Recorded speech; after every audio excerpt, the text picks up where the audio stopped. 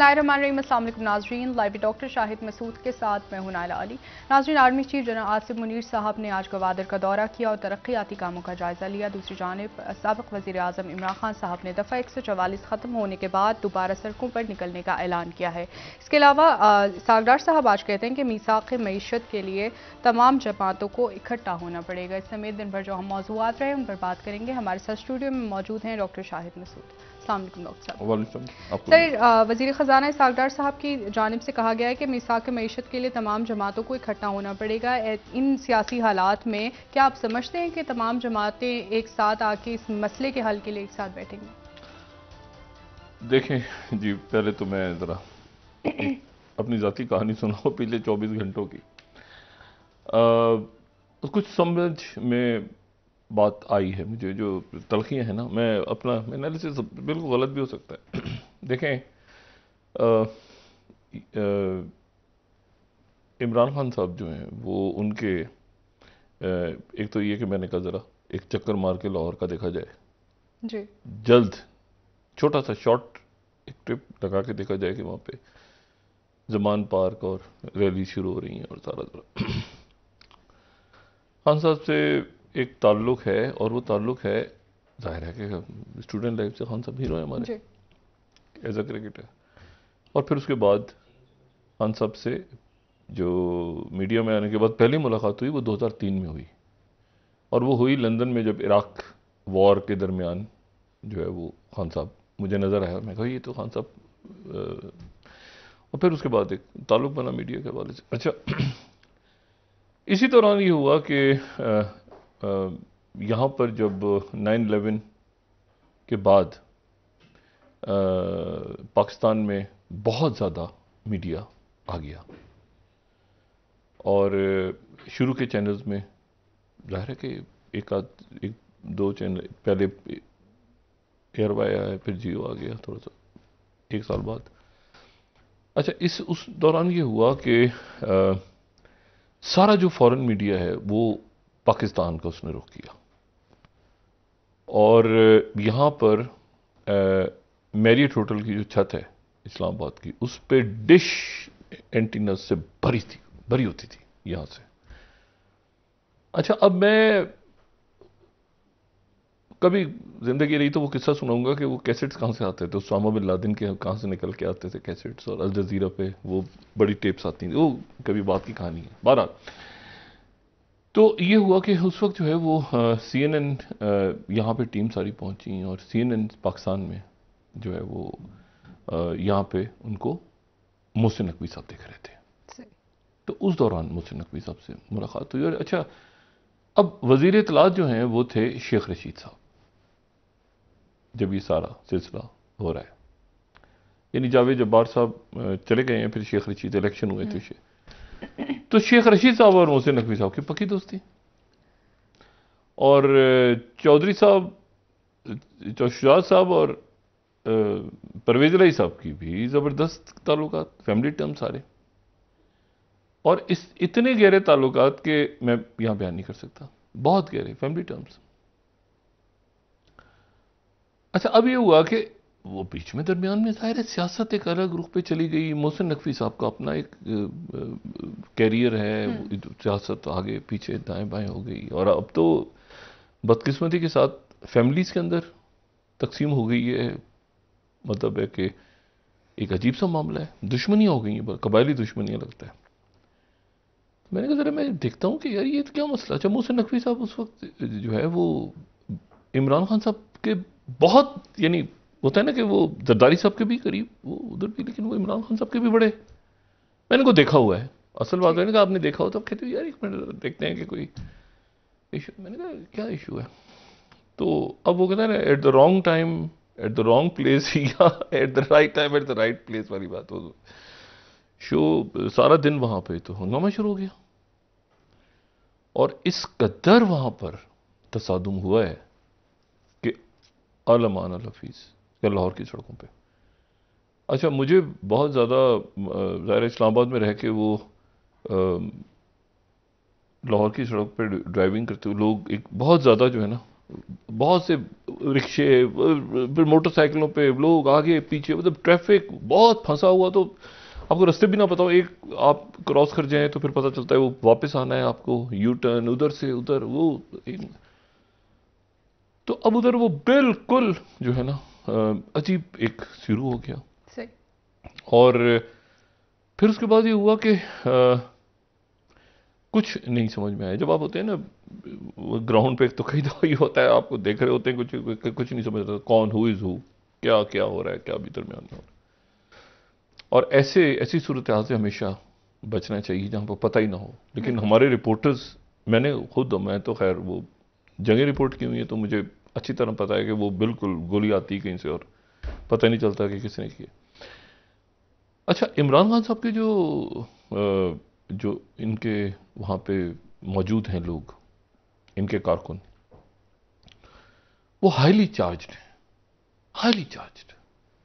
मतलब आपको पसंद आए पसंद ना आए, आपको इख्तलाफ हो, वो हाईली चार्ज्ड है। और वो जो है वो पुलिस जो है, वो अब जाहिर है कि उन्होंने क्या है कि यार ये रियासत की रेट हम बहाल करेंगे। तो अच्छा, ये अब वो एक होता है ना, बस वो चिड़चिड़ा और वो बढ़ता चला गया। और कल से मैं प्रोग्राम रात को कर रहा था, तो उस वक्त की खबरें आ रही थी, ये जो इसका दर खूबसूरत वो लड़का जो बच्चा शहीद हुआ है, शहीद किया गया। और मैं तो मतलब अब मैं इस पे क्या, अल्लाह ताला उसके दर्जात बुलंद करे। आमीन। अभी उसकी देखें इंक्वायरी होती है, रिपोर्ट सामने क्या आती है, क्या होता है सारा। अच्छा, फिर ये हुआ कि मैंने बहरहाल कोशिश की कि किसी तरह से, अच्छा मैं इस चक्कर में था कि शायद एक बात करवा दूं दोनों की। अच्छा। जी, मैंने कहा जरा शायद ये मामला ठीक करवाऊं, कि थोड़ा सा दरमियान में होता है ना कि इख्तलाफात किसी भी तरह नहीं से दूर इख्तलाफ कोई किया जाए। अच्छा शेख साहब, शेख रशीद साहब, मैं और ऐसे है ना, ये शेख साहब हैं, ये मैं बैठा हूं, ये मोहसिन नकवी साहब बैठे हैं, ये परवेज इलाही साहब बैठे हैं, मतलब ये इस तरह से हो रहा है।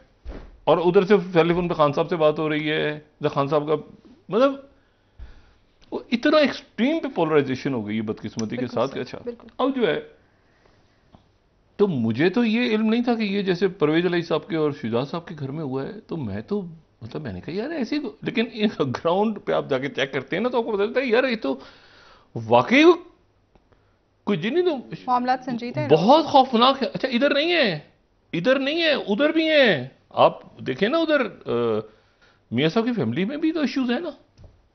बिल्कुल है सर। अच्छा, मतलब फैमिली में नहीं है, पार्टी में है। लेट बी क्लियर, फैमिली में नहीं है, पार्टी में है। फैमिली में वो छोटा मोटा इतना चलता रहता है कि, लेकिन मरियम साहबा और ज़ाहिर है मुस्लिम लीग उनका पार्टी में है। इसको मैं क्लियर कर दूं। अच्छा, बहरहाल यहां तो बहुत ही ज्यादा। अच्छा, अब ये हुआ कि वो रात को फिर ये हुआ कि अचानक हुआ कि दोबारा कंटेनर्स लग रहे हैं, ये सारा हो रहा है। तो मैं उस वक्त तो अपनी मैनेजमेंट के साथ बैठे हुए थे, तो मैं बैठा हुआ था, सुबह 5 बजे वो मैंने ट्वीट भी आज किया। तो सूरत हाल ऐसी थी, खाली सड़कें, कंटेनर लगे हुए, एक परेशान, एक अजीब। तो टॉर्च मार के लोग खड़े, उन्होंने चेक किया, उन्होंने कहा जी आप कौन हैं, कौन सा आप झांक रहे हैं गाड़ी में। मैंने कहा जी मैं, अब क्या काम करते हैं, मैंने कहा मीडिया पे आता, मैं आपको सिर्फ बता रहा हूँ कि सूरत हाल कैसे। मैंने कहा जी मैं मीडिया पे आता हूँ। तो कहते हैं अच्छा नाम बताओ। मैंने कहा जी मेरा नाम हामिद मीर है। ये संजीदा, मैं आपको सिर्फ बता रहा हूँ कि अब उस वक्त उस सिनेरियो में। अच्छा, वो कहते हैं अच्छा अच्छा हाँ, हामिद मीर साहब हैं आप। तो हम तो हाँ हाँ पहचान के, हम तो रोज देखते हैं आपको टीवी पे। मैंने कहा यार ये क्या, ये कौन? लेकिन आगे रास्ता बंद है। मतलब वो मुझे देखते हैं। अच्छा, मैंने फिर ट्वीट किया कि मैं कोई भी नाम बता देता ना अपना, मैं कहता कि मैं कोई, मतलब मैं टॉम क्रूज हूं। मैं सोचता रहा बाद में मैंने ये क्यों नहीं कहा कि मैं कोई शाहरुख खान हूं। कहते हैं हाँ, अजीब चेकिंग हो रही है। वो कौन वो बहरहाल, और इतना टेंस माहौल था कि वो, अल्लाह का शुक्र है सुबह तक वो मामला ठंडे हुए जाके। लेकिन आपको एक एहसास होता है ना कि इतनी तलखी है ग्राउंड पे, जी। इतनी तलखी है कि इसमें अगर इलेक्शन हुआ, मुझे नहीं पता, ओके, और इलेक्शन होना चाहिए, इलेक्शन होना चाहिए, लेकिन हुआ तो मुझे ऐसा लगता है कि ये आप छोड़ दें, ये खजाना क्या कहती है वजारत, और वजारत दिफा क्या कहती है, और वजारत, मुझे ये डर है कि खुदा ना खास्ता लाशें ना गिनी शुरू हो जाए सड़कों पे। इतनी, ये जो कल हुआ है वाकया, एक शहीद हुआ है ना जी, बच्चा, बिल्कुल बिल्कुल सर, और इतना खूबसूरत, मैं उसको देख के मेरा, मैं बस क्या उस पर कमेंट्री करूं, बात करूं। ये सबसे पहले खुदारा, ये जो जान गई है एक नौज, इसका है उसका, यार हमारा हमारा बच्चा है, हमारा भाई है, खुदा का वास्ता, मतलब एक इंसानी जान गई है। और मुझे पता वो साईं लोग, और ये पहले तो दर्जे हरारत नीचे लाएं, ये सारी चीज देखें। कुछ जब यहां तक दुश्मनी कबायली होगी ना, पर्सन नहीं, अच्छा खान साहब को मैं देखें, खान साहब को अब ये उनके पास, उनके ज़हन में क्या है, ठीक है ना, खान साहब के ज़हन में ये है कि मैं अगर नाअहल हो जाऊंगा तो कोई इशू नहीं होगा, मैं तो बैठा रहूंगा। अच्छा, मैं अगर मुझे नाअहल करा दिया जाता है तो भी मैं बैठा रहूंगा, मैं तो मतलब है कि फैसला, अच्छा मुझे अगर फर्ज करें वो गिरफ्तार कर लेते हैं तो मैं किसी जेल में हूंगा, तो मेरा जो हल है, और वो उनको प्रॉपर, ये मतलब दलाइल के साथ वो से, तो मेरा प्रॉपर हल ये है कि मुझे मार दिया जाए। और उनके पास कोई इंफॉर्मेशंस भी हैं, वो कह चुके हैं, ठीक है, जो मेरी खान साहब से उनसे मेरी आते आते मैंने बात हुई मेरी अली जैदी साहब, लेकिन दाएं बाएं और रहनुमाओं से, मैं नाम नहीं कोट करना चाह रहा, मैंने कहा मैं चेक करूं खान साहब से, मेरा बराह रास्त पूछना हूं, लेकिन ये कि खान साहब को ये, उनके पास ये बात है कि मुझे हिट किया जाएगा, क्योंकि वो कहते हैं एक नवाज शरीफ बाहर हैं, अंदर थे जेल में, ये नवाज शरीफ बाहर हैं, ये इधर है उधर है, तो फैसला उनका चल रहा है ना, तो मैं भी अगर नाअहल हो जाऊंगा तो क्या नाअहल हो जाऊंगा, ठीक है, लेकिन मैं तो बैठा रहूंगा ना अपनी जगह, तो इसीलिए मुझे हिट एलिमिनेट कर दिया जाएगा। और उनके पास कोई ये हुआ जो वाकया, इसकी भी नहीं क्लियर, सारे ये जो भी अटैक हुआ उन पे, अच्छा हुकूमत जो है, हुकूमत, और हुकूमत मैं नहीं कह रहा, मैं अब यहां बात कर रहा हूं मुस्लिम लीग नून की, ये सक इन हो गए।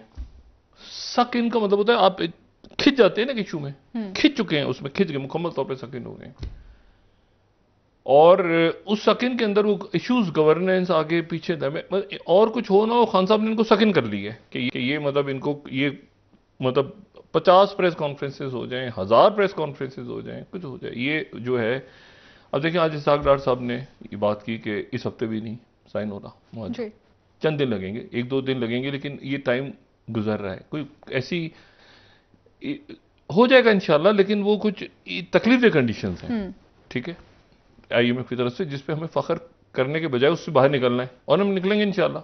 लेकिन मसला ये है कि वो एक बात आपसे कह रहे हैं, जो बार बार वो बात आपसे कहते हैं कि आप सियासी अदम इस्तेकाम लाएं, और वही चीज हम नहीं कर रहे इस्तेकाम। मतलब देखें, सियासी अदम इस्तेकाम के अंदर जो है अब, यानी लाहौर शहर जो है वो उसमें लोगों के ठेले हैं, गाड़ियां, कोई टैक्सियां, कोई दुकानें, कोई फंसे हुए, किसी अस्पताल जाना है किसी ने, वो खुदा का ठेले तोड़ दिए, अच्छा पुलिस एहलकार सामने आ जाए, उनको मारा, वो उधर कार को एक लड़ाई मार को एक, मतलब है कि इसको कैसे, अब ये कैसे हल होगा, मतलब मेरा जो मतलब इसको ये कैसे हल होगा, जो मैंने बात की ना, देखें खान साहब ने आज इंटरव्यू दिया BBC को, मैं वो भी सुना, लेकिन मैं इसको थोड़ा सा उससे हटके भी देखें, बेनज़ीर भुट्टो साहबा, मैं हमारे पास पड़ी हैं मिसालें बहुत सारी, तो मैं उनको बेनज़ीर भुट्टो साहबा को ले आते हैं, वो ऑन रिकॉर्ड नहीं चीजें। वो ज़ियाउल साहब का प्लेन क्रैश हो गया, और असलम बेग साहब ने कहा कि इलेक्शंस होंगे, सही, और अब इलेक्शंस होंगे तो एक सबसे बड़ा तासुर ये, अच्छा बेनज़ीर भुट्टो साहबा उस वक्त कराची में 70 क्लिफ्टन पे बेनज़ीर भुट्टो साहबा एक स्टडी सर्कल बड़ा ज़बरदस्त होता था पीपल्स पार्टी का स्टडी सर्कल, नाहिद खान साहबा, सफदर अब्बासी साहब, बाकी शख्सियात। और तो उस स्टडी सर्कल में बेनज़ीर भुट्टो साहबा पॉलिटिक्स भी, और मतलब वो बहुत ज़्यादा किताबों से और ये सारा उनका जैसे पर्सनैलिटी थी। अब ये हुआ कि और ये ऑन रिकॉर्ड है चीज़ें, तो एक तासुर ये डेवलप हुआ कि हालांकि बेनज़ीर भुट्टो साहबा अलग कर चुकी थी अपने आप को अज़दुल्फ़िकार से, वो अज़दुल्फ़िकार से अलग कर चुकी थी अपने आप को, क्योंकि जो बेटे थे उन्होंने कहा कि हम तो बदला लेंगे, और उन्होंने बदले के नतीजे में उस वक्त वो 2 ब्लॉक थे, सोवियत ब्लॉक आ गया उधर, और वो अफगानिस्तान और फिर सीरिया और ये और वो सारा हाईजैकिंग। अब्दुल बीबी ने अपने आप को अलग किया, और अलग करने के बाद वो पाकिस्तान आ गई। अच्छा, 85 के इलेक्शन में हिस्सा नहीं लिया था पीपल्स पार्टी ने, तो वो बहरहाल एक वो बैठ के अपना प्लेन क्रैश हो गया। अब प्लेन क्रैश हुआ तो उसके बाद एक खतरा ये पैदा हुआ कि वो हुकूमत में वापस आ गई तो वो कहीं मतलब जो एक तासुर बना है वो कहीं मतलब फौज के खिलाफ ना जाए। अब हमीद गुल साहब बेनज़ीर भुट्टो साहबा की ज़िंदगी में ये बात ऑन रिकॉर्ड कह चुके हैं, और मुहतरमा भी उस वक्त ही हैं, मेरे प्रोग्राम्स कहीं पड़े होंगे व्यूज़ होंगे, कभी क्लिप्स उन पर चलाऊंगा मौका मिला तो वो कहते हैं कि मैं गया बीबी के पास और बाकायदा किया प्रॉपरली। हमने कहा कि जी एक बड़ा कंसर्न है कि आप अगर आई वापस तो आप मुकदमात और ये सारे बदला तो हम उसको बैलेंस करने के लिए एक IGA बना रहे हैं। सही। और एक IGA बनी, ठीक है, और अब बाकी the rest is the history, ठीक है। उसमें नवाज शरीफ साहब भी थे, उसमें जमात इस्लामी भी थी, उसमें सारे थे, और MQ में हुकूमत ऊपर नीचे होने का निशाना जो सिग्नल मिलता था वो MQ में लगा गई तो हुकूमत वो इस तरह होता था। अच्छा, बहरहाल वो निकल आए हम उस दौर से। 90 की दिहाई में बड़ी शदीद जुमलेबाजी, पार्लियामेंट में झगड़ा, ये हो रहा है, तकरीर नहीं कर, गुलाम इसा खान साहब का वो तकरीर नहीं हो पा रही, वो नहीं हो पा रही, ये वो सारा ना। लेकिन बड़ी बड़ी कदावर असेंबलीज थी। आप 73 की भी असेंबली देखें ना, भुट्टो साहब की भी बड़ी कदावर असेंबली है,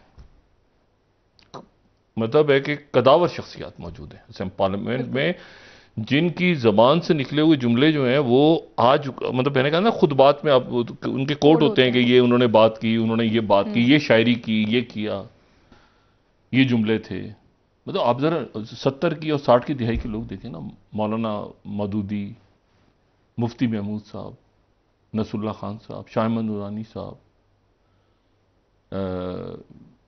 खान अब्दुल वली खान, बजिंजो साहब, बुकटी साहब, लोग देखें आप, मेंगल साहब, मतलब कदावर शख्सियात। बहुत कम लोगों को पता है कि अकबर बुकटी पाकिस्तान के वजीर दाखिला भी रहे हैं। अकबर बुकटी साहब पाकिस्तान के वजीर दाखिला रहे हैं, ठीक है। अच्छा, अब मसला ये हुआ कि तो ये अब उसका आज टेम्परेचर डाउन हुआ, लेकिन बदकिस्मती से तलखियां बहाल हैं, अपनी जगह मौजूद हैं, और इन तलखियों को ख़त्म करना ज़रूरी है। वजारत ख़जाना जो भी कह दे, वजारत दाखिला जो भी कह दे, इलेक्शन कमीशन जो भी बना दे इशूज़ पे, पैमरा जो भी कह दे, जब तक ये जो अंदर से एक हो गया ना कि मारो और मर जाओ, ये वाली इससे अगर नहीं हटेंगे ना जी, सब के सब मुल्क में नुकसान हो रहा है। बिल्कुल एक तमाशा बना हुआ है, गीदड़, चूहे, बिल्ली, आगे पीछे, गालम गलूच, एक अदालतों को भी खींच लो, इसका कोर्ट मार्शल, उसका कोर्ट मार्शल, ये करो वो करो, वो सब करते रहे।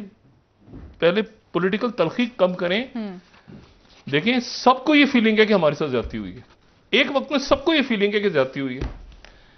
अब सब को फीलिंग है कि ज्यादती हुई है, वो कह रहे इन्होंने की, वो कह रहे इन्होंने की है, वो कह रहे इनके साथ वो।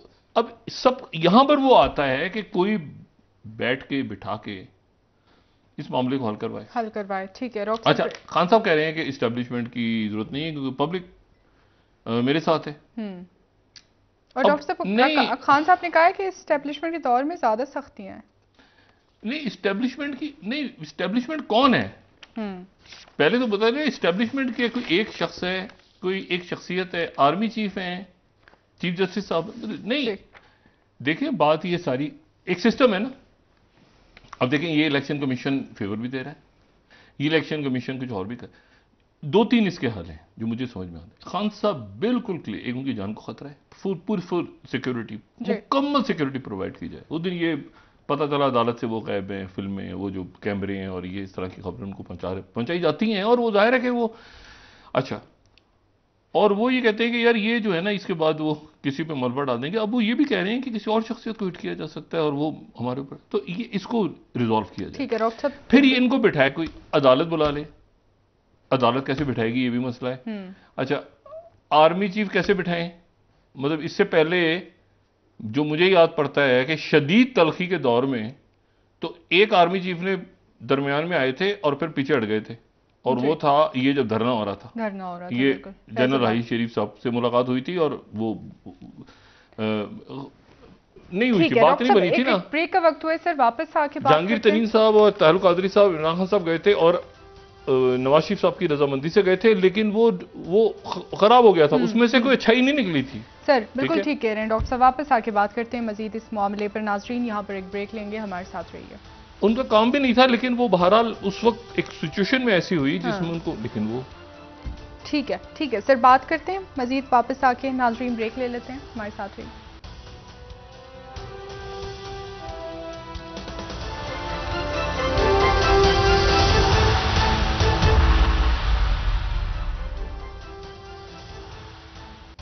वेलकम बैक नाजरीन। जी डॉक्टर साहब, खान साहब कह रहे हैं कि दफा 144 खत्म होने के बाद दोबारा सड़कों पे निकलेंगे।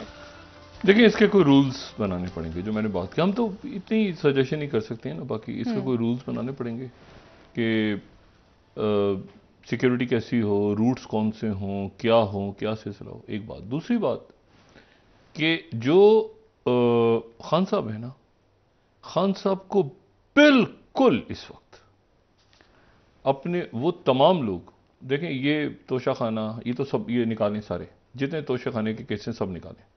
हुकूमत की बात में उस वक्त वजन पड़ेगा तो सारा तोशाखाना सामने आएगा। कोई फजूल बात है बिल्कुल कि इमरान खान ने घड़ियां बेची होंगी घड़ियां, मैं ही नहीं कह रहा नहीं बेची होंगी, मगर उससे तोशाखाना का फिर एक डेट लगाएं कि किसने क्या किया। बाकी जो इनके लोग हैं जिन पे करप्शन चार्जेस हैं, उनको इमरान खान साहब पेश कर दें, खुद पेश करें कि एक मिनट ठहर जाओ, ये, ताकि बिल्कुल क्लैरिटी हो यहां पे कि कोई सियासी इंतकाम नहीं हो रहा। और ये ना कहें, उसमें हम बाद में आएंगे कि पीपल्स पार्टी ने क्या किया है और नून ने क्या किया है। ठीक है, वो पता भी है, केस भी चल चुके हैं, सब कुछ है। खान साहब शुड कम क्लीन, और इनकी टीम के अंदर अच्छे लोग आ गए हैं अब इस दौर में, अच्छे, मतलब अब खान साहब को वो जरूरत नहीं है लाइबिलिटीज उठाने की पुरानी। अब ये खान साहब जो हैं, अब मतलब है कि अब बुज़दार साहब ने कुछ किया है, अब बुज़दार साहब को खुदा का वास्ता डिफेंड ना करें। आप इमरान खान हैं, ठीक है, ये ना कहें कि शहबाज शरीफ के वक्त में क्या हुआ था। आप इसीलिए मैं ये हमेशा खान साहब से बात होगी, आप इसीलिए इमरान खान है क्योंकि वो शहबाज शरीफ हैं और वो नवाज शरीफ हैं, और तो आपको उनसे ज्यादा क्लीन होकर सामने आना है। ये मुझे मतलब बुनियाद यही है ना जी, आपकी तो बुनियाद यही है कि करप्शन को अगर तो जो भी है उसको कहें कि यार एक मिनट ठहरो, मेरे ऊपर क्या चीज है, तोशाखाना, चलो तोशाखाना को घड़ियां क्या निकला है, जो भी कुछ निकला है मैं बताता हूं उसका, ठीक है। और बाकी अगर किसी ने अरबों खरबों और ये तो सारा चक्करबाजी है, उसको सामने लेकर आ जाए, बिल्कुल क्लियर कि ये नहीं, ये होता है कि इमरान खान साहब ने करप्शन के इल्जामात पे अपने बंदे को फारिग कर दिया और उसकी जगह एक कारकुन या एक बंदे जो बड़े अच्छे चार्ज यूथ है इनकी, बड़े यंग अच्छे बच्चे निकल के आ गए। खान साहब को जरूरत नहीं है वो पुराने इलेक्टेबल्स और ये वो भी अच्छे हैं, मगर बड़े नए इनके लोग आए जिन्होंने उनको पेश करते हैं सामने और कहें क्या क्या है इल्जाम, सियासी अलग होना चाहिए। सियासी के ये फजूल बात है ना, 144 का मुकदमा और ये नहीं नहीं। खुद खान साहब, ये करप्शन के केसेस हैं, ठीक है, क्या केसेस हैं, पब्लिकली बताया जाए कि क्या है करप्शन के केसेस, डॉक्यूमेंट्स लाए जाएं, मैं उसको फायर करता हूं। डिफेंड ना करें किसी को डिफेंड ना करें, मेक एन एग्जाम्पल, ठीक है, make an example of them. और जो मौजूदा हुकूमत है या जो भी अरेंजमेंट है वो भी ये जहन में रखे कि वो भी खानोफोबिया से निकले। मतलब कोई काम धंधा और है दुनिया में कि नहीं है?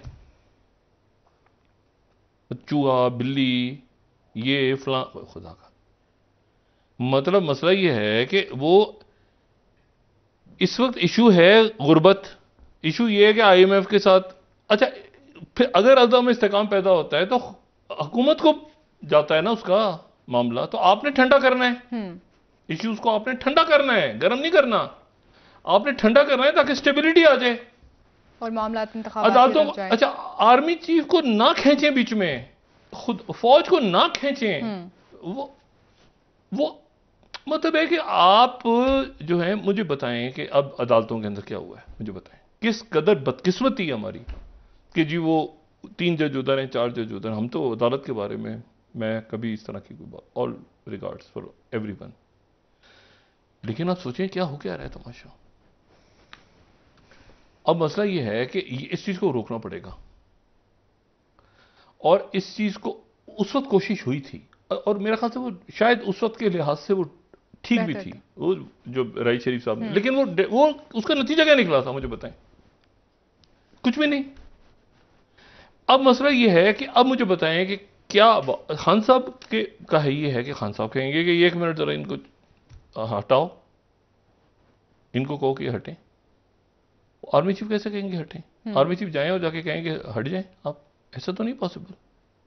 ये क्या हो गया, ये कैसे होगा? उनको भी ये चाहिए कि वो इलेक्शन की तैयारी करें, मतलब कैसे, ये कैसे पॉसिबल होगा? मतलब फिर आप चले गए उसी दौर में, पत्थरों की दौर में। क्या आर्मी चीफ जाके उनसे कहेंगे जी आप ये क्या बात हुई? नहीं, इलेक्शंस की तैयारी करें, एक बैठ के रूल्स बनाएं, इस्टेब्लिशमेंट। और इस्टेब्लिशमेंट आपको क्या है? इस्टेब्लिशमेंट क्या है? मतलब इस्टेब्लिशमेंट एक सिस्टम है मुल्क का, वो मुल्क का सिस्टम है इस्टेब्लिशमेंट। उसमें एफआईए है, उसमें पुलिस है, उसमें अदालतें हैं, उसमें बैंक हैं, उसमें मतलब आप उसमें इस्टेब्लिशमेंट, मतलब देखिए इस्टेब्लिशमेंट एक सिस्टम है, मुल्क है ना पूरा, एक निजाम, एक सिस्टम चल, वो उसमें करोड़ों बुराइयां हैं। मतलब हैविंग सेड इट, करोड़ों बुराइयां, तो सही करना है हमने हर दफा।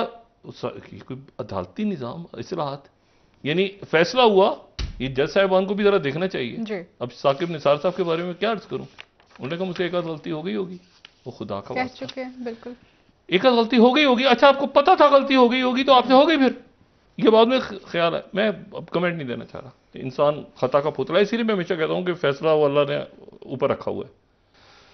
और यहां पर जो है वो इशू ये है कि अब ये बैठे खुद जी, फौज आएगी तो फिर आएगी, बिल्कुल आएगी। ये बैठे और खुद बैठ के मामलात को हल करें, तमाम सियासी जमातें। वो अच्छा उधर भी हैं, अच्छा उधर मैं हैरान हूं, मेरी बात हुई। अब मैं ये बात इसलिए नहीं कहना चाह रहा कि लोग अच्छे खासे लोग हैं, यानी अच्छे खासे क्या बड़े कदावर, वो कहते हैं हम खान साहब से कहते रहे कि असेंबलियां ना तोड़ें, और मैं यहाँ पे वो कहते हैं हम असेंबलियां ना तोड़ें, ये जो पुलिस वगैरह हमारे हाथ से निकल जाए। खान साहब ने कहा नहीं, उन्होंने कहा है कि असेंबलियां तोड़ो, तो वो मुझे कह चुके हैं कि असेंबलियां तोड़ोगे तो हम तोड़ देंगे। अच्छा इन्होंने तोड़ दी, उन्होंने तोड़ी, सियासत अब यहां फंस गया गेम। अब वो इलेक्शन कमीशन ने शायद उनको कॉल किया है, केपी गवर्नर को, लेकिन मैंने आपसे कहा ना ये आप इसमें सारा पैसा डाल दें, खजाना, आप इसमें सारा कुछ, जब तक ये बात नहीं होगी ना कि यार हमने बैठ के पार्लियामेंट में चलना है, पार्लियामेंट नामी चीज होती है, और हमने थोड़ा सा टेम्परेचर डाउन करना है, सड़कों पे खून नहीं गिराना, मुल्क को डिस्टेबलाइज नहीं करना, नहीं और खुद नहीं कोई मतलब भाई यहां पर कोई कबायली जंग हो रही, हमने बैठना है, हमने आगे चलना है। और उसके बाद जो है ब्रेक के बाद में जरा एक एक बड़ी खौफनाक कहानी डेवलप हो रही है। अच्छा। एक और भी साथ साथ था। सही, ठीक है सर, वापस आके बात करते हैं मजीद। नाज़रीन ब्रेक ले लेते हैं, हमारे साथ रहिए।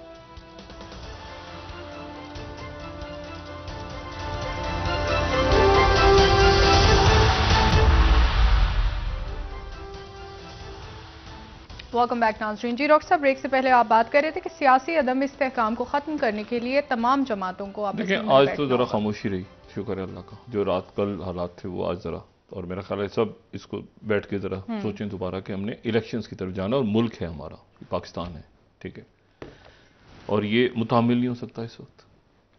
तो पैसा वैसा आ भी जाए, सब कुछ हो जाए, ये तलखी ख़त्म होगी तो बात आगे बढ़ेगी सर इलेक्शंस की तरफ।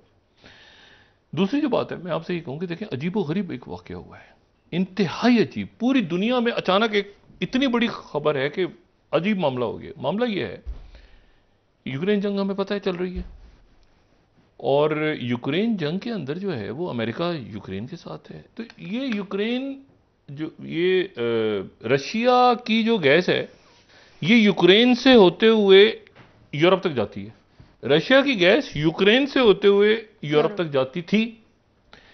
अब ये हुआ कि अचानक एक प्लान बना, फिनलैंड, स्वीडन, गैसप्रॉम, बाकी कंपनियों का आपस में कैसा करते हैं कि यूक्रेन को बाईपास करते हैं, और सीधा जो है ये जो बाल्टिक सी है, बाल्टिक सी को आप देखें ना, अगर वो तो डायरेक्ट वाइबॉग से ये जर्मनी तक, वो बॉर्नहोल्म, यहां तक डायरेक्ट एक बाल्टिक सी के अंदर से पाइपलाइन लाई जाए, यूक्रेन को बाईपास कर दिया जाए।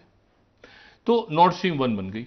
फिर नॉर्थ स्ट्रीम 1 से रशिया की 1992 तो जर्मनी में गैस आनी शुरू हो गई रशिया से, और फिर रशिया से आगे बाकी यूरोप को। इतनी गैस ज्यादा आनी शुरू हुई कि फिर उसके बाद 2011 में उन्होंने कहा कि एक और इसकी पाइपलाइन बनाते हैं।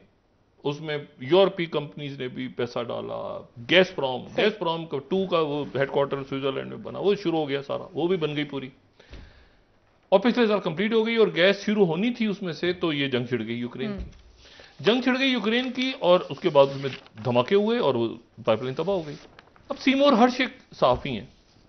सीमोर हर्ष वो हैं जिन्होंने, मेरा ख्याल है कि जो लोग भी दुनिया में पॉलिटिक्स या मीडिया से वाबस्ता हैं, मुझे ऑनर है कि सीमोर हर्ष इस शो में आ चुके हैं मेरे प्रोग्राम में, और उस वक्त आए थे जब ये पाकिस्तान के न्यूक्लियर के हवाले से एक स्टोरी आई थी 2010 में या 9 में, एनीवे जियो पे। तो उस वक्त ये माइलाई, ये जो साउथ वियतनाम में कत्लेआम हुआ था, ये निक्सन स्कैंडल, ये कैसेंजर, ये पूरा न्यूयॉर्क टाइम्स में, ये नहीं, एक वर्ल्ड रिनाउंड आदमी है। अबू गरैब जेल पता है किसी को नहीं था वहां पे क्या होता है, ये सीमोर हर्ष लेकर आए। सही। अब सीमोर हर्ष ने एक स्टोरी आज से कुछ दिन पहले कर दी कि अमेरिका ने करवाया है, ये अमेरिका ने ये ब्लास्ट करवाया है प्रेसिडेंट बाइडेन ने, और जो व्हाइट हाउस की तरफ से तरदीदें, ये वो सारी। अब क्या हुआ अचानक, यानी अमेरिका ने करवा दिया ताकि रशिया की तरफ से आगे मुस्तकिल खत्म हो जाए गैस क्राइसिस पे। अचानक क्या हुआ, अमेरिका ने तरदीद कर दी। अचानक टक टक टक टक करके क्या हुआ कि न्यूयॉर्क टाइम्स ने सबसे पहले तो बिस्मिल्लाह की, न्यूयॉर्क टाइम्स ने intelligence suggest, second slide, intelligence suggest कि pro Ukraine group sabotage pipelines US official से। यानी यूक्रेन के लोगों ने, यानी किसी ने ज़ेलेंस्की ने, यूक्रेन इत्तेहादी है वो, क्या कहते हैं, जबरदस्त। अच्छा, उसके साथ ही जो है वो economist who blew up the north stream pipelines. अच्छा, उसके बाद associated press, global mystery, north stream के धमाके किसने किए। अच्छा, उसके बाद फॉरेन ही जो टाइम्स, ये संजीदा अखबार है दुनिया के, टाइम्स 12वीं स्लाइड है, west kept quite about north stream attack to protect Ukraine. Ukraine के लोगों ने किया था, वेस्ट खामोश रहा, यूरोप को पता था।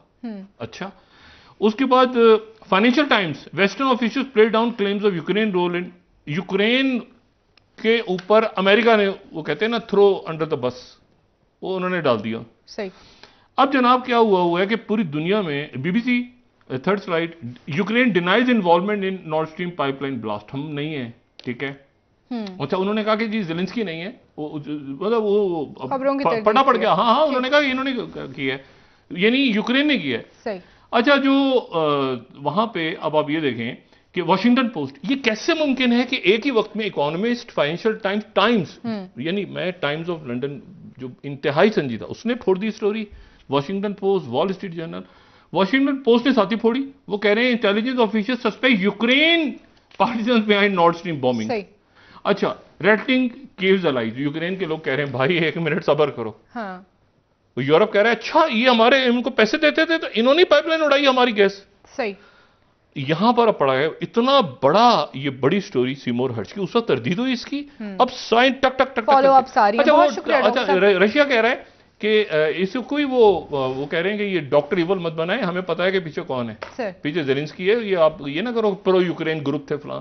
एक फटा पड़ा हुआ पूरी दुनिया में कि ये पाइपलाइन किसने उड़ाई थी। सही हो गया, बहुत शुक्रिया डॉक्टर साहब। टाइम्स, गार्डियन, BBC जी। बहुत शुक्रिया नाजरीन, कल इंशाल्लाह दोबारा आपसे मुलाकात होगी। मुझे नाइला अली को इजाजत दीजिए, अल्लाह हाफिज़ जी डॉक्टर साहब। पूरी कमिंग डेज में ट्विस्ट आ सकता है पूरी जंग में।